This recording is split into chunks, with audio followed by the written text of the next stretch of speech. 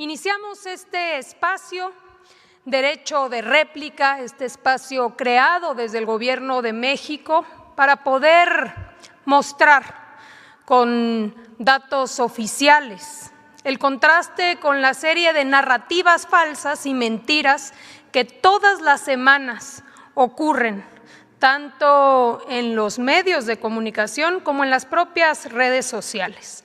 Para esta semana hemos elegido algunos temas importantes que queremos desarrollar, tener un poco más de tiempo para desarrollar.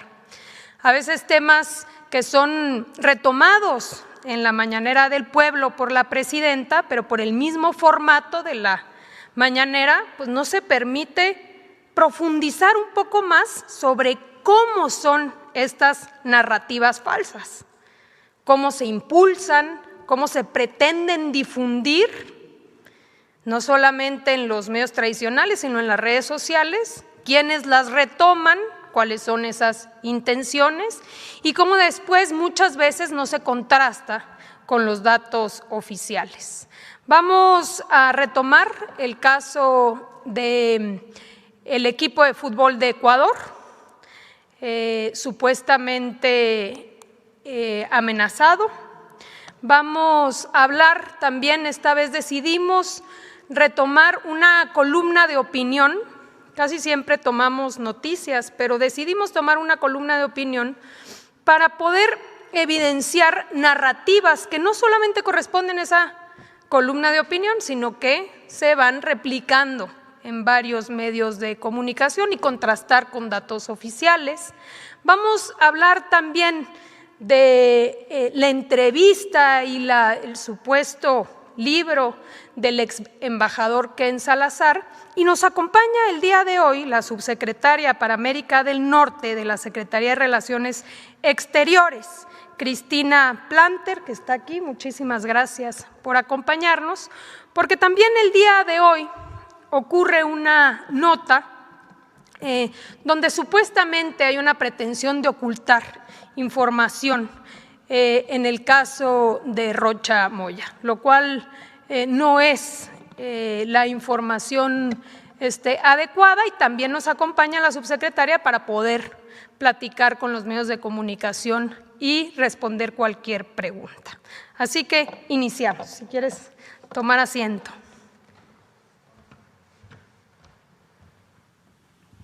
Del intercambio. Narrativas falsas contra datos oficiales. Adelante. Primero iniciamos con las falsas amenazas a la selección ecuatoriana. Hemos estado hablando de este tema. Entender cómo se dio este fenómeno de narrativas falsas. La narrativa es que la selección de Ecuador fue amenazada por el crimen organizado para perder el partido contra México. Esta narrativa inicia el 30 de junio, el día del partido de México-Ecuador. En la noche, a las 10:30 de la noche, un periodista ecuatoriano de derecha afirma que familias de futbolistas ecuatorianos fueron amenazadas para que jugaran mal. Y como tal, saca un tuit este periodista reconocido en Ecuador y dice: ¿los amenazó la mafia? Sé que a la familia de uno de ellos que vive allá, sí. ¿A los demás? Solo así puedo explicar el desgano, la insistencia en lo inútil, la pérdida de bolas, el desprecio de dos opciones, la tontería de tenerla y rotarla sin saber qué hacer y más. Esto es el 30 de junio, el día del partido. A partir de ahí empieza el rumor en las redes sociales. Adelante.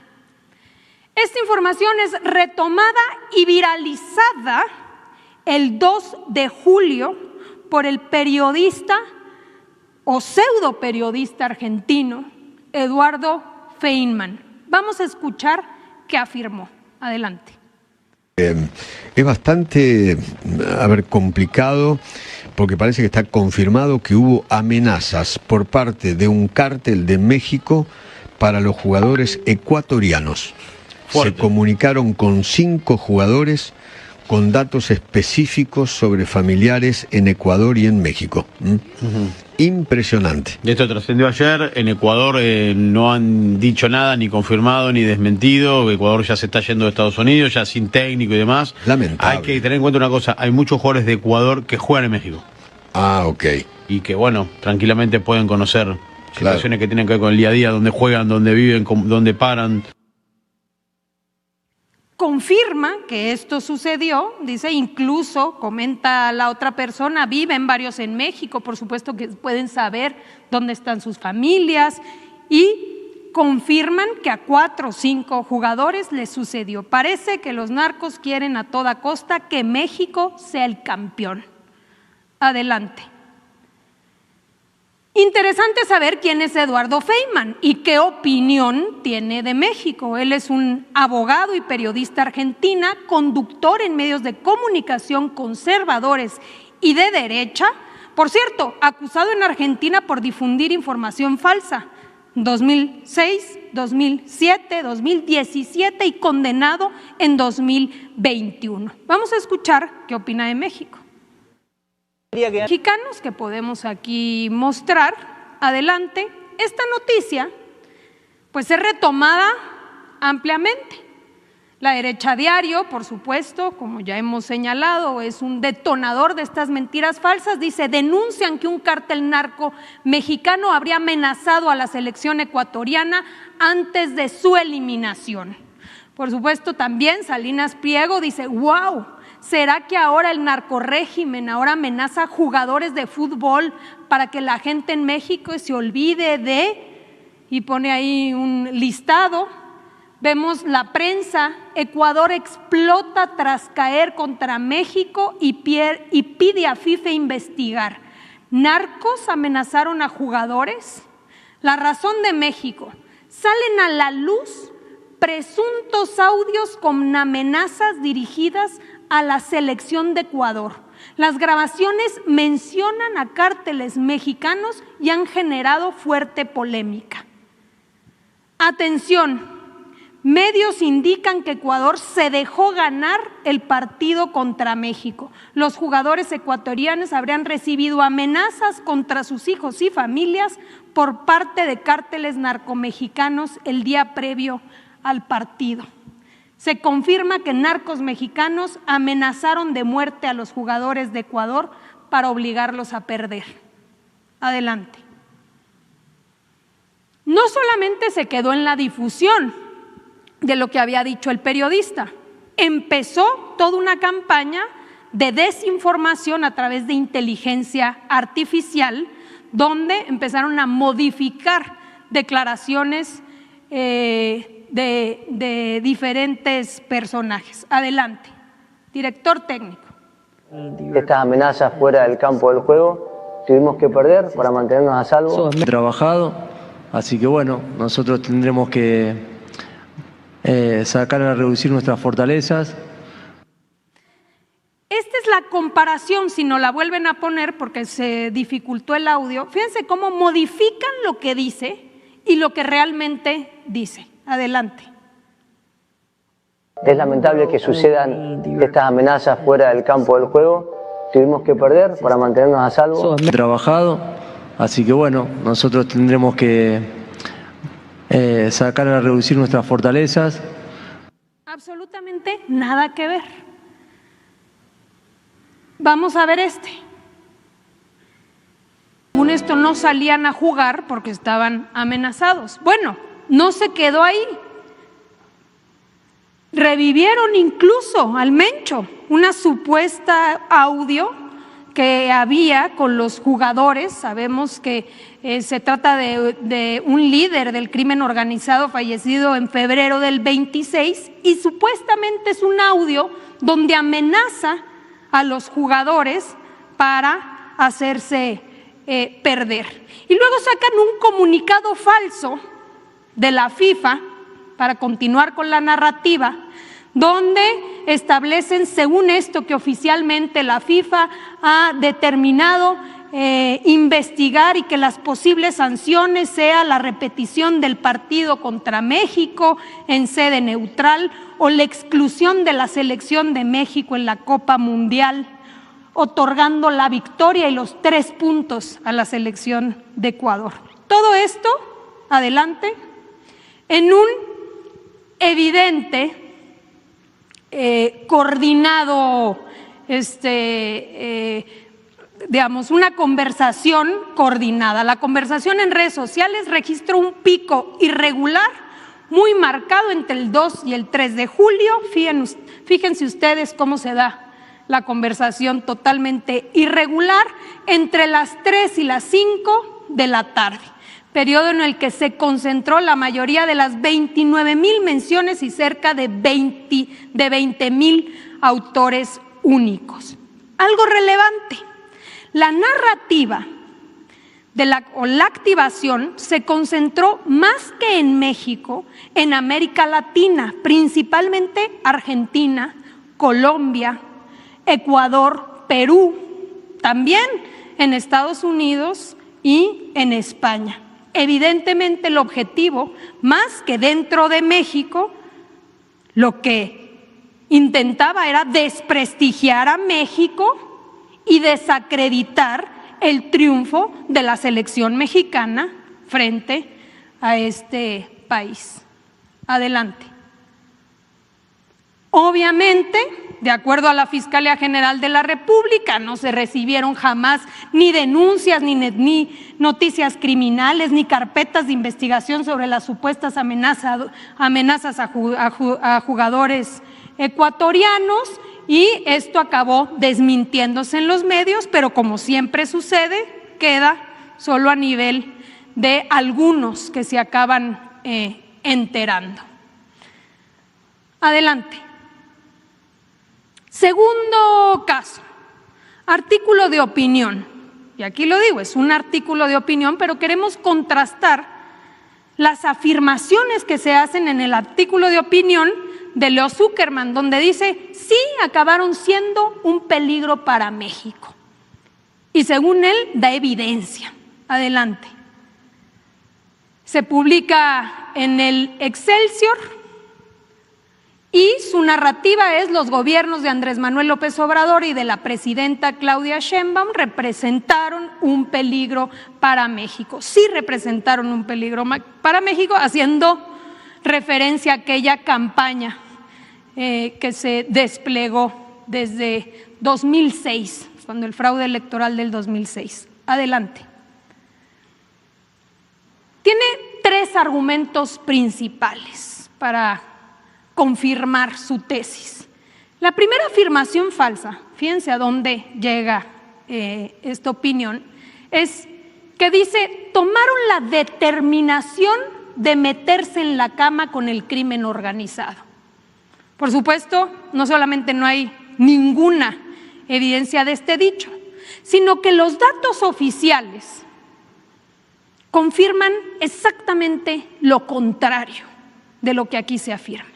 No solamente se ha rechazado esta afirmación, sino que se tienen todos los elementos día con día para probar qué está sucediendo. ¿Cómo se puede explicar si no a través de una línea clara entre el gobierno y el crimen organizado que inicia desde el 2018, que poco a poco se ha logrado ir avanzando en la pacificación del país? Datos relevantes. Primer dato, quizá de los más relevantes, tiene que ver con los homicidios dolosos, el delito más doloroso que tenemos en nuestro país. Sabemos que durante la supuesta guerra contra el narco, que ya sabemos en realidad fue una protección a uno de los grupos, hoy el secretario de Seguridad condenado en Estados Unidos, el secretario de Seguridad de Felipe Calderón, pues agarra a Felipe Calderón con 28 homicidios al día y lo deja en 70. Después Peña Nieto lo agarra en 63 y lo deja en 100 homicidios diarios. El presidente López Obrador cambia por completo la estrategia y los primeros años permite que la tendencia no siga subiendo, cosa compleja cuando se trata en temas de seguridad. Los primeros 2 años y hasta el tercero se queda casi permanente, ya no sube más, pero es difícil poder empezar a bajar la tendencia. Luego baja y finalmente en el sexenio de la presidenta, los 2 años, digamos el 2025 y lo que hasta ahora se registra, estamos en 47 homicidios al día, de 100 homicidios en 2019 cometidos todos los días. ¿Cómo podemos tener estos resultados? ¿Cómo esto no puede ser una evidencia de lo que hoy está sucediendo? Acabando con la impunidad, generando detenciones relevantes, más detenciones, precisamente para bajar el índice de homicidios. Pero no nos quedamos en homicidios. Aquí está la gráfica del promedio diario de delitos de alto impacto por año. Todos los delitos de alto impacto, secuestros, que es uno de los más dolorosos, robos, han venido a la baja. Todos los delitos de alto impacto desde que llegó el presidente López Obrador y continuó de manera muy relevante con la presidenta Claudia Sheinbaum Pardo. Hoy 53% en promedio. Y si alguno de los que nos están escuchando no cree en los datos oficiales, bueno, vamos a los datos que dan los propios datos de Estados Unidos, decomisos de fentanilo en la frontera sur de Estados Unidos, cómo se han logrado reducir 76% desde octubre del 2024.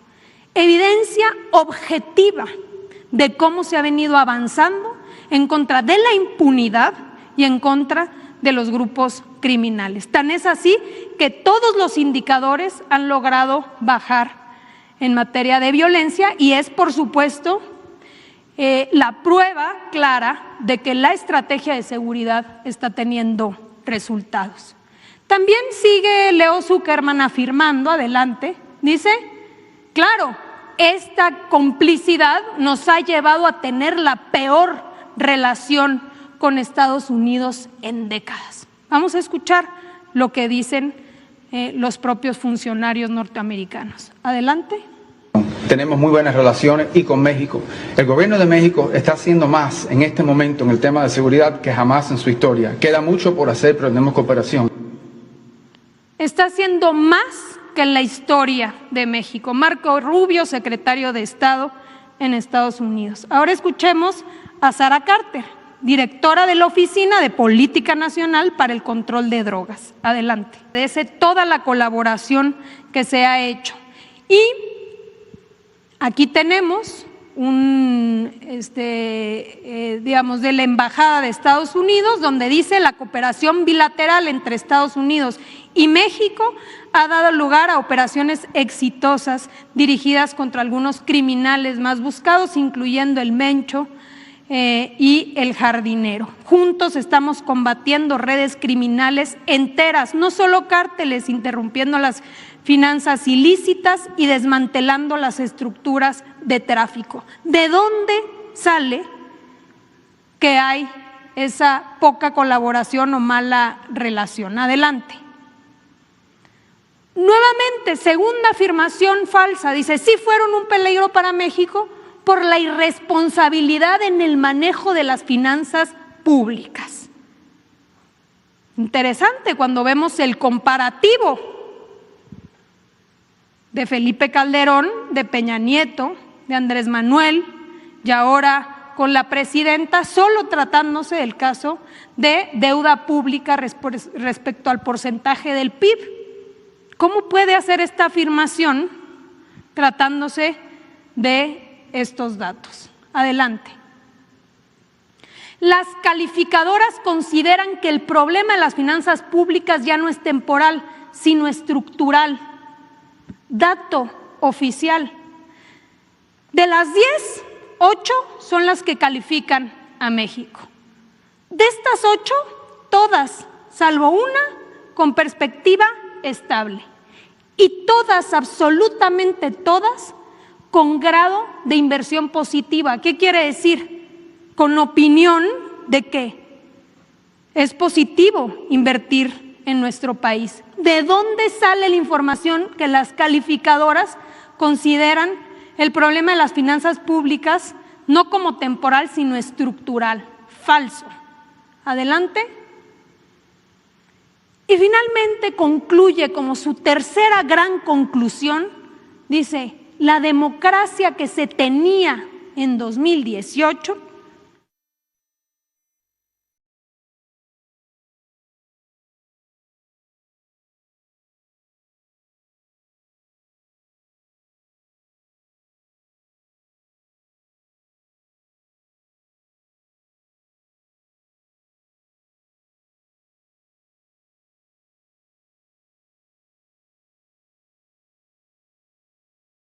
estados fuese falta de democracia. ¿Qué es la democracia? Pues el hecho de que el poder reside en el pueblo decide. ¿Controlan el Ejecutivo? No controlan el Ejecutivo.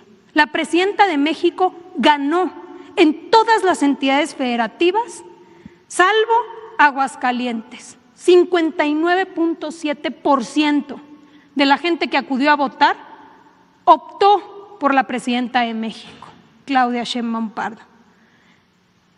El poder legislativo se ganó con los votos de la población, de los mexicanos y las mexicanas, hoy con una mayoría calificada en ambas cámaras por la coalición.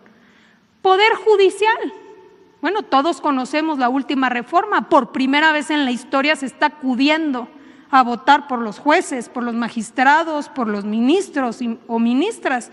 Bien pudo haber decidido la presidenta, contando con 2/3 partes del Senado, haber mandado sus ternas y haber determinado prácticamente a dedazo quiénes iban a ser los ministros, pero determinó y decidió no hacerlo y someterlo a la votación popular. Falta de democracia, que se gobiernen mucho.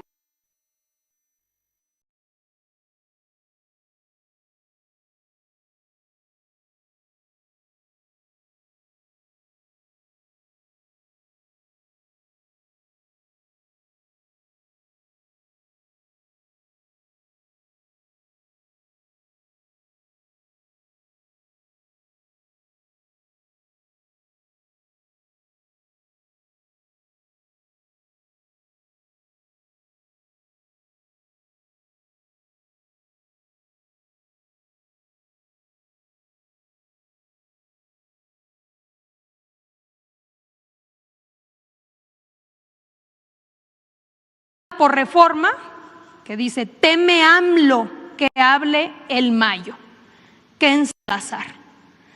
Pero por supuesto es retomada por prácticamente todos los medios. Luis Cárdenas, AMLO preocupado por lo que pueda decir el Mayo, ADN, Manuel López San Martín, Latinus, Azucena Uresti, N+, El Universal, Dolia Esteves. Y vamos a escuchar cuál es la narrativa en voz de Carmen Aristegui. Adelante. Temía, estaba muy preocupado, es la expresión, estaba muy preocupado de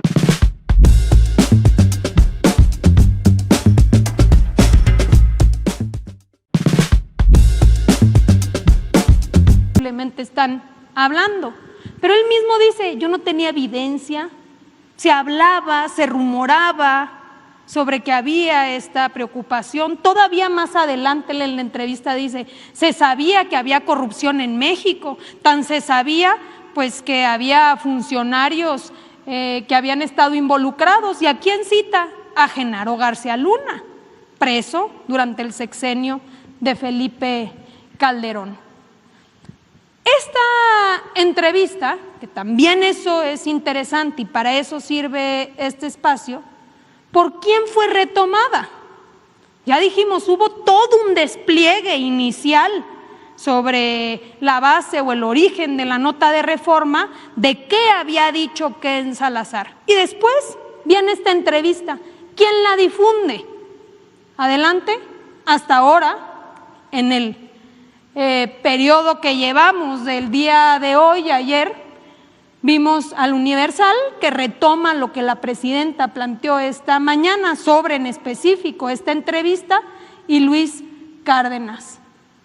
Vamos a ver quién retoma y contrasta la narrativa inicial con ahora lo que él mismo rectifica. Ah, no, siempre no es que tuviera miedo, es que se rumoraba por ahí que eso estaba sucediendo. Dista mucho, si nos vamos a las notas anteriores, de cómo se plantea la narrativa al inicio, donde está lo de los medios. Teme AMLO que hable el Mayo.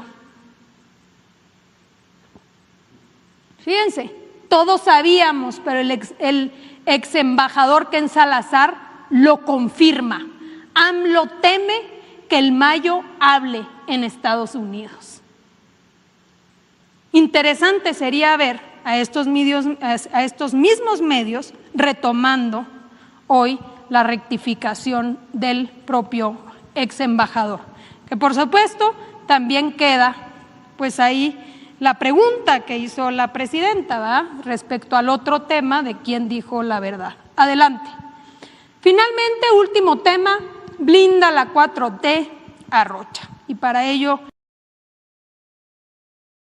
solamente dar contexto para poderle pasar la palabra. Hoy se presenta en primera plana la narrativa de que la 4T está blindando información sobre el exgobernador Rocha. Y sale un tuit hoy, hace unas horas, quizá ya algunos de ustedes, medios, lo hayan leído, donde dice: Secretaría de Relaciones Exteriores, por instrucciones de la presidenta Claudia Sheinbaum y en atención a las solicitudes de acceso a información relacionadas con las peticiones de detención provisional con fines de extradición formuladas por Estados Unidos, la Secretaría de Relaciones Exteriores transparentará dicha información con excepción de las notas diplomáticas relativas a expedientes judiciales que por su naturaleza tienen carácter reservado. Nuestro compromiso es con la transparencia. ¿Blinda la 4T a Rocha? Falso. Adelante, subsecretaria. Muchas gracias. Buenas tardes, es un gusto estar aquí. El día de hoy traigo una breve presentación para referirme precisamente al tema que la consejera jurídica ha expresado. Si podemos, pasamos a la siguiente, por favor. Primero, aclarar que la solicitud recibida de acceso a la información se basa en un expediente que incluye, entre otros elementos, notas diplomáticas, que en particular son parte de procesos judiciales en curso. En este sentido, inicialmente se tomó la decisión de reservar el expediente en su totalidad. No obstante, y por instrucciones de la presidenta Sheinbaum y del secretario Velasco, y en aras de máxima transparencia posible sobre este tema, se determinó dar a conocer la información que no corresponde a notas diplomáticas, que de nuevo, como mencionamos en nuestro tuit, por su naturaleza tengan carácter reservado. La que sigue. Sensibilidad de la información. Respecto a las notas diplomáticas intercambiadas con autoridades extranjeras en general, se precisa que estas constituyen comunicaciones oficiales entre estados, emitidas a través de los canales diplomáticos reconocidos por el propio derecho internacional. La reserva de esta información se fundamenta estrictamente en el artículo 112, fracción 2 de la Ley General de Transparencia y Acceso a la Información Pública y también a la Convención de Viena sobre Relaciones Diplomáticas. Revelar comunicaciones diplomáticas bilaterales vulnera la confianza recíproca y compromete la cooperación internacional en curso. Adicionalmente, y en este caso en particular, por parte de la información relacionada con este caso, se encuentra vinculada con investigaciones en curso. Al respecto, el artículo 218 del Código Nacional de Procedimientos Penales establece que los registros de información de investigación y los documentos relacionados con estas tienen carácter de reservado, con el objetivo de preservar la integridad de las investigaciones, garantizar el debido proceso y salvaguardar los derechos de las personas involucradas. ¿La que sigue? Nuestro compromiso es con la transparencia y derivado de esta instrucción se están dando a conocer el día de hoy los siguientes documentos. Una tarjeta informativa elaborada por la Subsecretaría para América del Norte de la Secretaría de Relaciones Exteriores sobre este caso, líneas discursivas de apoyo para las representaciones de México en el exterior, nuevamente relacionadas con este caso, y por último, una comunicación de extrañamiento que emitió el Gobierno de México a Estados Unidos. La información comentada, estos 3 documentos, podrán consultarse de manera pública en la sección de documentos de la página de la Secretaría de Relaciones Exteriores y ahí pueden encontrar la liga para revisar estos 3 documentos. De nuevo, en aras de la máxima transparencia, se determinó no reservar el expediente por completo, sino compartir aquella información que por su propia naturaleza no tendría que estar reservada ni clasificada y por eso la pueden consultar a partir de ahora en nuestra página de internet. Gracias.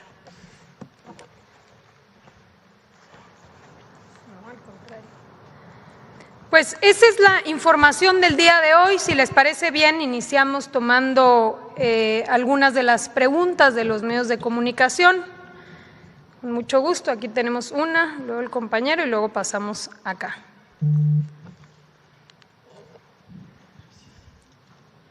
Buenas tardes, Luis Piña de los Reporteros MX. Consejera, preguntarle sobre estos vínculos de Feynman con Javier Negré y los de la derecha diario. ¿Sabe usted cuáles son esos vínculos que tenga? Bueno, conocemos bien que todo esto se trata de un ecosistema bien estructurado de la derecha internacional. Aquí lo hemos planteado en diferentes momentos, no son esfuerzos aislados. Todos estos tienen vínculos, se conocen y funcionan de manera coordinada. Entonces sale una noticia falsa y es difundida, es retomada incluso por estos personajes y así lo difunden no solamente en México, sino en América Latina y en otros países, incluso Estados Unidos, España. En el caso específico, bueno, sabemos que él genera contenidos que son difundidos en específico por la derecha diario de Ecuador.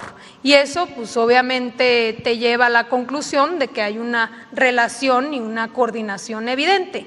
Otra coordinación, como aquí lo hemos señalado, que también resulta evidente, es que quien invita o quien en su momento públicamente invita a estos expertos en comunicación a México, según esto para, recuérdenme la cita, pero acabar con los zurdos en México, es precisamente el empresario Salinas Pliego, que también tiene relación, como lo vimos aquí en la fotografía, pues con este periodista o pseudo periodista argentino.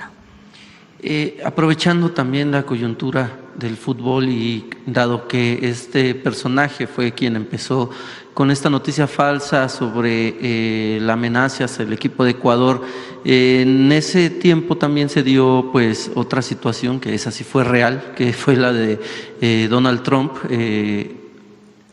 pidiéndole a la FIFA que le quitara la tarjeta roja a uno de sus jugadores. Haciendo como una comparativa, no sé si pudiera ser posible ver, por ejemplo, esta noticia falsa de la amenaza hacia el equipo de Ecuador, cuántos medios retomaron esa noticia que era falsa y cuántos medios retomaron una noticia real como la de Donald Trump presionando a la FIFA.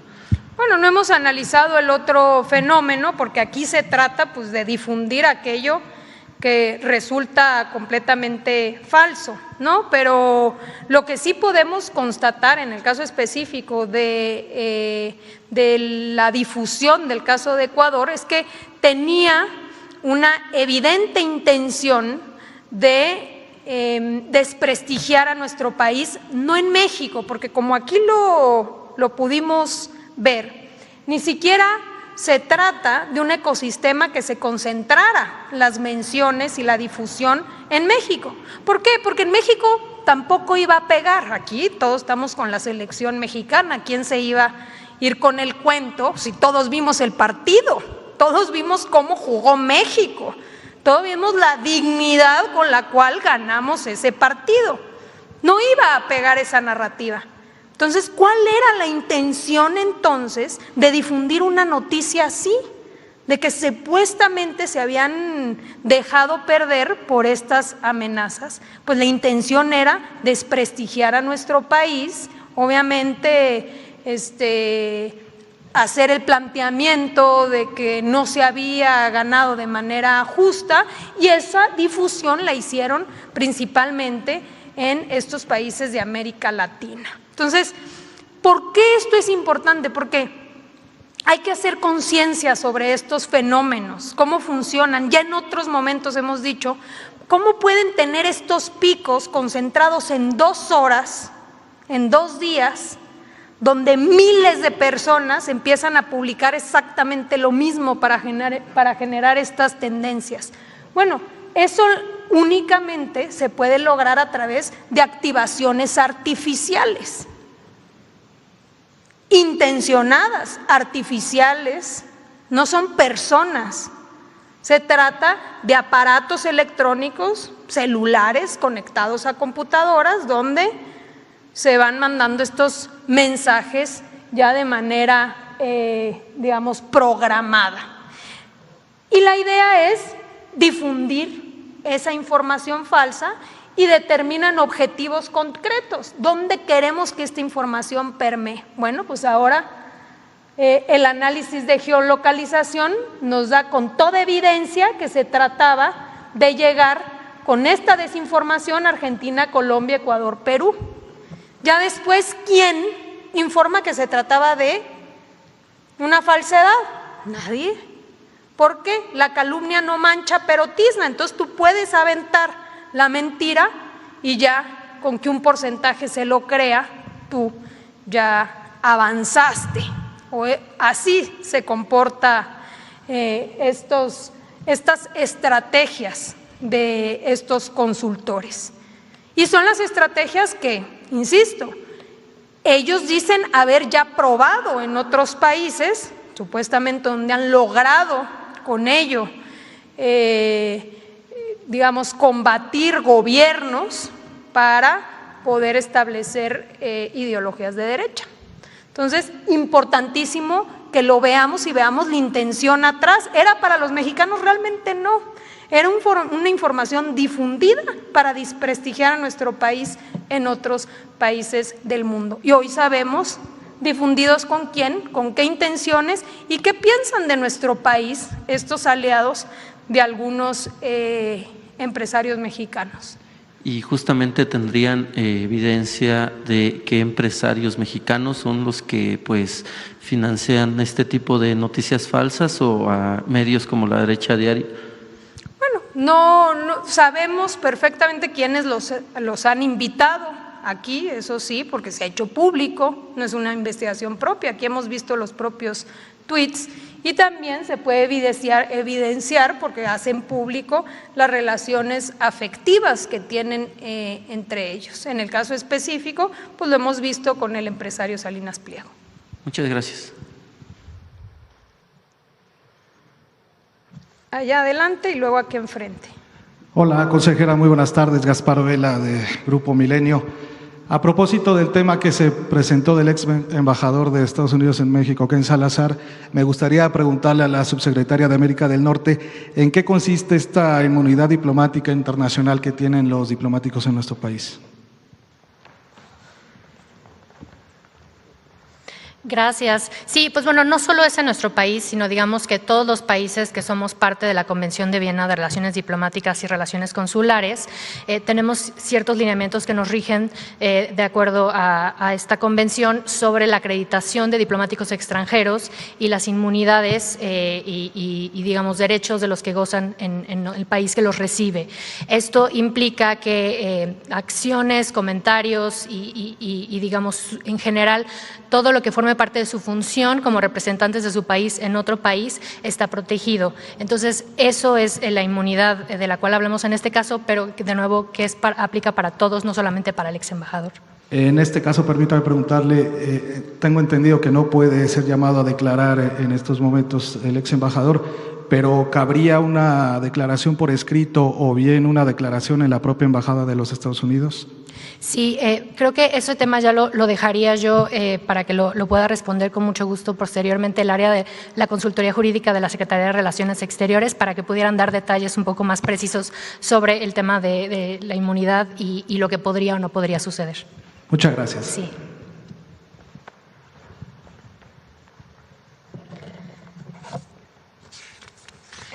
Bueno, si bien entiendo que da una declaración reciente, ¿no? Juan, si quieres ponerla aquí, declaración de el exsecretario del Interior, Ken Salazar. La presidenta Claudia Sheinbaum me ha hecho una pregunta: ¿quién dijo la verdad? Permítanme responderla claramente.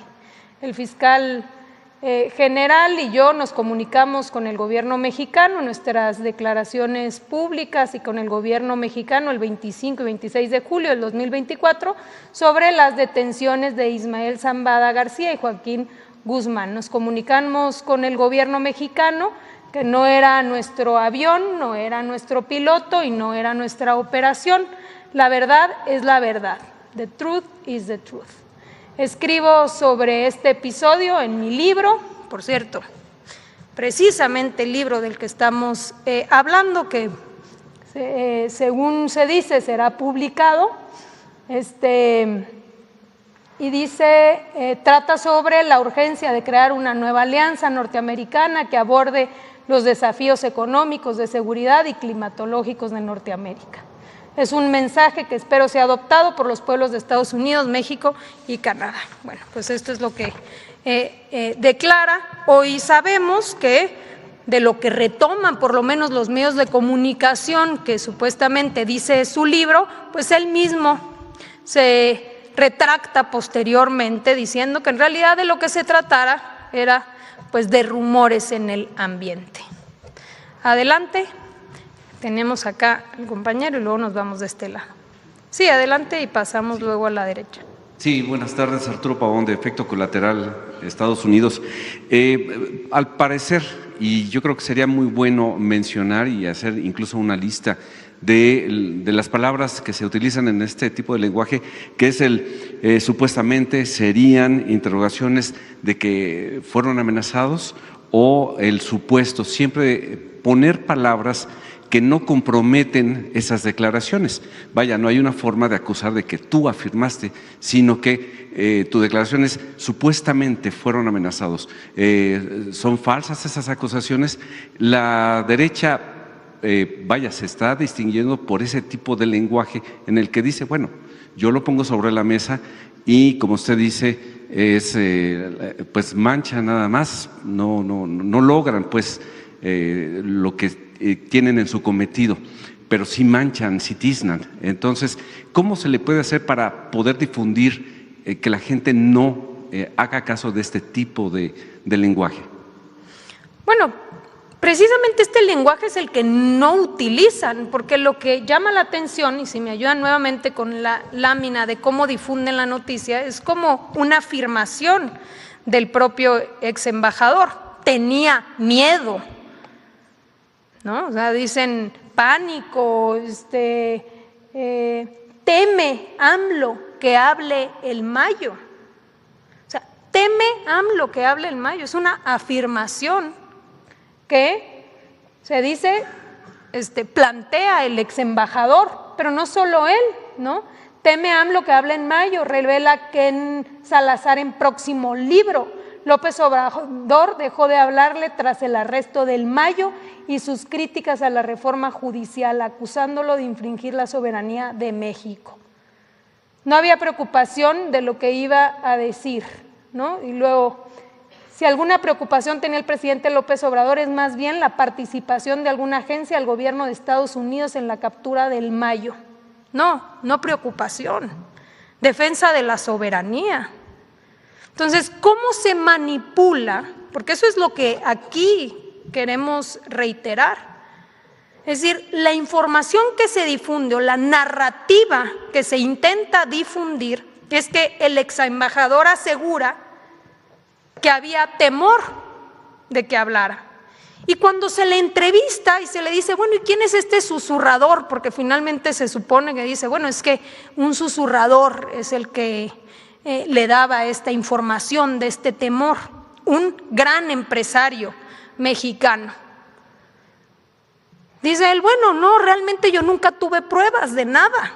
Lo que sí es que se rumoraba en el ambiente. Bueno, qué distinto es eso, y por eso sería importante que se difundiera de manera correcta realmente lo que ya de alguna manera pues se desdice de los dichos o de lo que escribe en su libro, porque asevera no tener ninguna certeza de nada, sino haber escuchado rumores.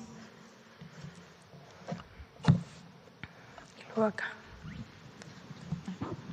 Muchas gracias. Buenas tardes. Daryl Rodríguez, de la revista Contralínea. Justamente esto que comentaba en el contexto internacional, donde la derecha y también la ultraderecha ya han ganado nuevos espacios, incluso de poder, y también que han avanzado en países donde que antes gobernaban fuerzas progresistas, como es el caso de Colombia. Esto en gran medida gracias también a esta difusión de noticias falsas y también a través de lo que viene siendo las plataformas digitales, como aquí se ha señalado en esta conferencia, y también con ayuda justo de los medios de comunicación. Consultarle una cuestión en particular. Si el gobierno mexicano tiene contemplado implementar estrategias.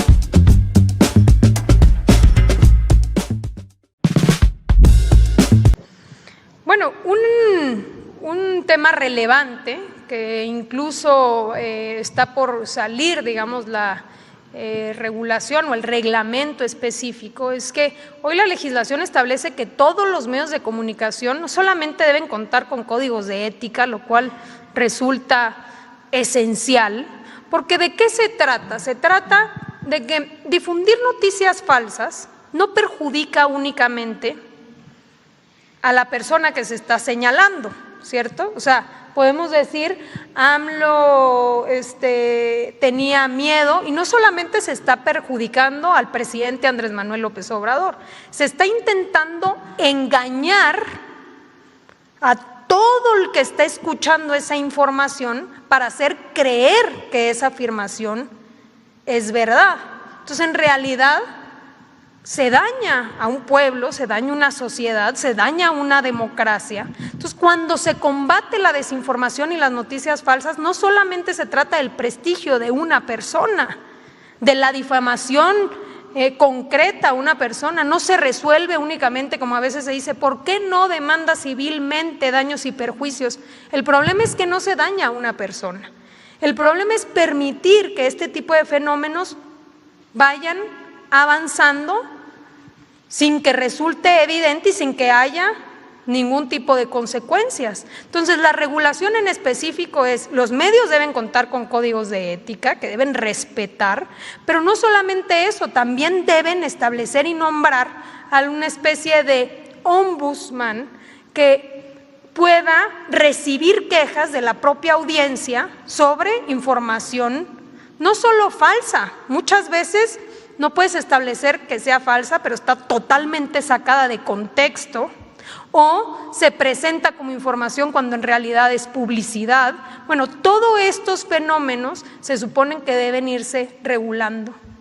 Y hoy ya se establece una normatividad que debe ser ajustada en el reglamento y acatada por los diferentes medios de comunicación en aras del derecho a la información. Porque todas y todos en este país y en cualquier país del mundo tenemos derecho a información veraz. Y ningún medio de comunicación tiene el derecho de tratar de mentir